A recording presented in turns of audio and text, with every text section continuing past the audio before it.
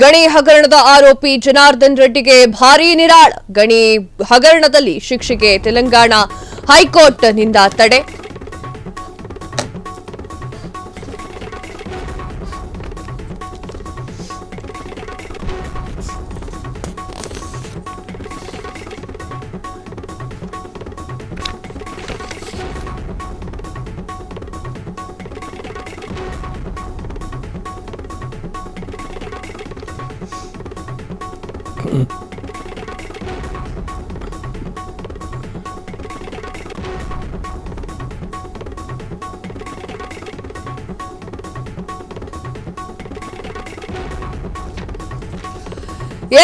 ಗಣಿ ಹಗರಣದ ಆರೋಪಿ ಜನಾರ್ದನ್ ರೆಡ್ಡಿಗೆ ಭಾರೀ ನಿರಾಳ. ಗಣಿ ಹಗರಣದಲ್ಲಿ ಶಿಕ್ಷೆಗೆ ತೆಲಂಗಾಣ ಹೈಕೋರ್ಟ್ನಿಂದ ತಡೆ. ಒಎಂಸಿ ಗಣಿ ಹಗರಣದಲ್ಲಿ ಸಿಬಿಐ ಕೋರ್ಟ್ ನೀಡಿದಂತಹ ತೀರ್ಪಿಗೆ ತಡೆ. 7 ವರ್ಷಗಳ ಜೈಲು ಶಿಕ್ಷೆ ವಿಧಿಸಿದ್ದಂತಹ ಹೈದರಾಬಾದ್ನ ಸಿಬಿಐ ನ್ಯಾಯಾಲಯ ಸಿಬಿಐ ಕೋರ್ಟ್ ತೀರ್ಪು ಪ್ರಶ್ನಿಸಿ ಹೈಕೋರ್ಟ್ಗೆ ಮೇಲ್ಮನವಿ ಸಲ್ಲಿಸಿದ್ದಂತಹ ರೆಡ್ಡಿ ಹೈಕೋರ್ಟ್ ಇವತ್ತು ನೀಡಿರುವಂತಹ ತಡೆಯಿಂದ ಗಣಿ ಉದ್ಯಮಿ ರೆಡ್ಡಿ ಭಾರೀ ನಿರಾಳರಾಗಿದ್ದಾರೆ. ಎಸ್ ವೀಕ್ಷಕರೇ, ಗಣಿ ಧಣಿ ಜನಾರ್ದನ್ ರೆಡ್ಡಿ ಅವರಿಗೆ ನಿರಾಳ ಆಗಿದೆ. ಗಣಿ ಹಗರಣದಲ್ಲಿ ಶಿಕ್ಷೆಗೆ ತೆಲಂಗಾಣ ಹೈಕೋರ್ಟ್ನಿಂದ ತಡೆ ಆಜ್ಞೆ. ಒಎಂಸಿ ಗಣಿ ಹಗರಣದಲ್ಲಿ ಸಿಬಿಐ ಕೋರ್ಟ್ನಿಂದ ನೀಡಿದಂತಹ ತೀರ್ಪಿಗೆ ಇವತ್ತು ತಡೆ ಸಿಕ್ಕಿದೆ.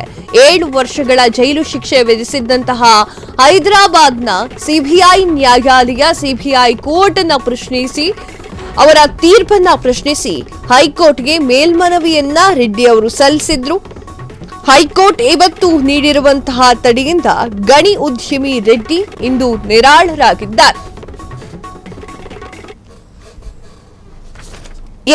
ಗಣಿ ಹಗರಣದ ಆರೋಪಿ ಜನಾರ್ದನ್ ರೆಡ್ಡಿಗೆ ಭಾರೀ ನಿರಾಳ ಅಂತಾನೆ ಹೇಳಬಹುದು. ಗಣಿ ಹಗರಣದಲ್ಲಿ ಶಿಕ್ಷೆಗೆ ತೆಲಂಗಾಣ ಹೈಕೋರ್ಟ್ನಿಂದ ತಡೆ.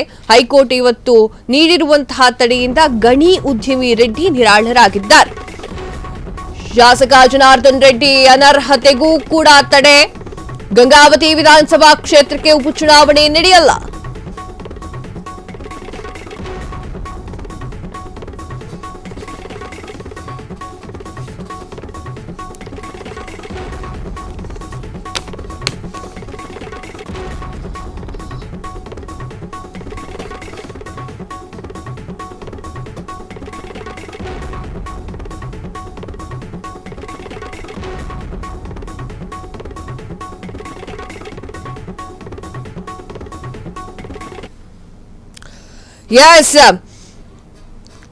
ಶಾಸಕ ಜನಾರ್ದನ್ ರೆಡ್ಡಿ ಅನರ್ಹತೆಗೂ ಕೂಡ ತಡೆ. ಗಂಗಾವತಿ ವಿಧಾನಸಭಾ ಕ್ಷೇತ್ರಕ್ಕೆ ಉಪಚುನಾವಣೆ ನಡೆಯೋದಿಲ್ಲ.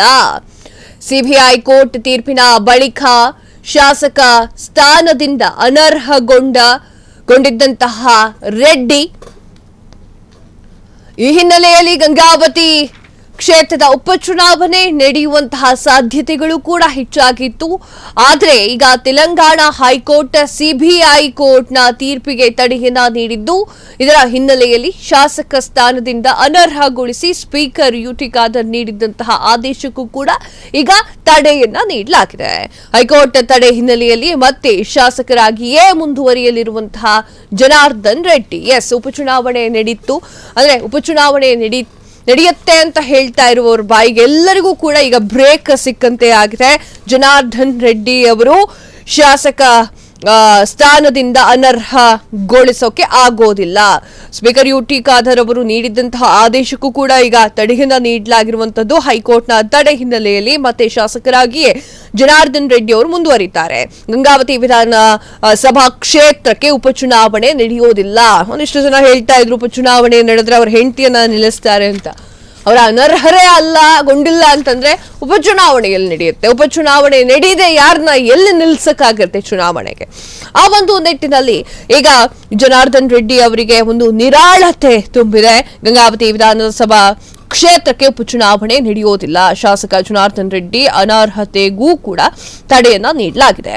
ಸಿಬಿಐ ಕೋರ್ಟ್ ತೀರ್ಪಿನ ಬಳಿಕ ಶಾಸಕ ಸ್ಥಾನದಿಂದ ಅನರ್ಹಗೊಂಡಿದ್ದಂತಹ ರೆಡ್ಡಿ ಈ ಒಂದು ಹಿನ್ನೆಲೆಯಲ್ಲಿ ಗಂಗಾವತಿ ಕ್ಷೇತ್ರಕ್ಕೆ ಉಪಚುನಾವಣೆ ನಡೆಯುವ ಸಾಧ್ಯತೆ ಇದೆ ಅಂತ ಹೇಳಲಾಗ್ತಾ ಇತ್ತು. ಆದ್ರೆ ಈಗ ತೆಲಂಗಾಣ ಹೈಕೋರ್ಟ್ ಸಿಬಿಐ ಕೋರ್ಟ್ನ ತೀರ್ಪಿಗೆ ತಡೆಯನ್ನ ಕೊಟ್ಟಿರುವಂತಹ ಹಿನ್ನೆಲೆಯಲ್ಲಿ ತೆಲಂಗಾಣ ಕೋರ್ಟ್ನ ಸಿಬಿಐ ಕೋರ್ಟ್ನ ತೀರ್ಪಿಗೆ ತಡೆಯನ್ನ ನೀಡಿರುವಂತಹ ಹಿನ್ನೆಲೆಯಲ್ಲಿ ಶಾಸಕ ಸ್ಥಾನದಿಂದ ಅನರ್ಹಗೊಳಿಸಿ ಅಂತ ಹೇಳಿದ್ದಂತಹ ಸ್ಪೀಕರ್ ಯುಟಿ ಖಾದರ್ ಅವರ ಆದೇಶಕ್ಕೂ ಕೂಡ ತಡೆಯನ್ನ ನೀಡಲಾಗಿರುವಂತದ್ದು. ಹೈಕೋರ್ಟ್ ತಡೆ ಹಿನ್ನೆಲೆಯಲ್ಲಿ ಮತ್ತೆ ಶಾಸಕರಾಗಿಯೇ ಜನಾರ್ದನ್ ರೆಡ್ಡಿ ಮುಂದುವರಿತಾರೆ.